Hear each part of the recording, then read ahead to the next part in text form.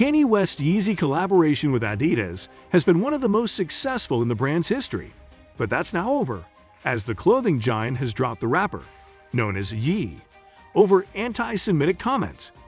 Cutting the partnership means Adidas will make a net loss of £217 million in 2022, with many other brands also ending their relationships with them. For fans of the fashion and music, and the wider sneaker world, the big question is what comes next. I was a fan of him. James Drury tells BBC Newsbeat. He is a genius in the fashion industry and in the music industry. But the 28-year-old is no longer a fan and says he can't stand by Yee after anti-Semitic comments. It does feel like he's almost attention-seeking to stay relevant, he says. And he's just a little bit too far out there with me now. There's certain things that you just can't agree with. A separate brand. James from Shropshire has been collecting Yeezys since 2016, when he first got into the range. It was more so the rarity, he says. Seeing images of various celebrities wearing them, it instantly pulls you in. But when it comes to being a Yeezy collector, he will continue despite Yee's comments. I almost see Yeezy as a brand separately from Kanye West. Obviously, he controls much of it, but for some reason I see Yeezy as separate. So I will continue with it. James says he's not in it for the money though. I'm personally not in it for selling them. I collect because of the rarity rather than the money, he says. I have huge stories behind certain shoes that I've got.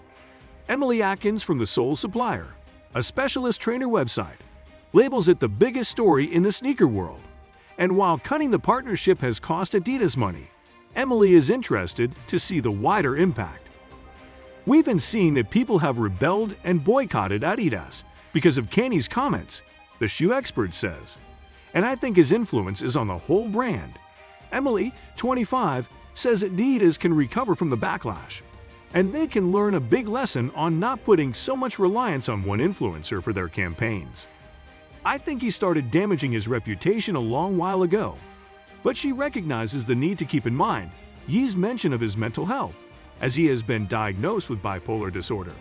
She adds there are other options for Adidas going forward too. It's dangerous for any brand to rely so heavily on one influencer to drive such a huge portion of their sales, she says.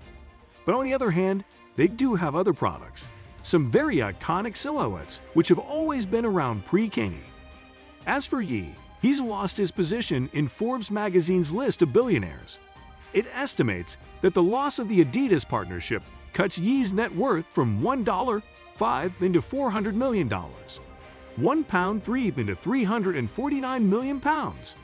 In the world of fashion, Emily feels the rapper no longer has the positive inputs he had all those years ago. It'll be interesting to see his next move, and which brands are brave enough to take him under their wing. As for his music, James says while he's not yet at the stage where he'll be pressing skip on his tunes, but it's getting very close. I do think a lot of people will turn off his music now, will skip him and put his comments before the music. Thanks for watching. If you liked the video, please hit the like button. If you want to see more videos, hit the subscribe button, and if you have something to say, please leave a comment.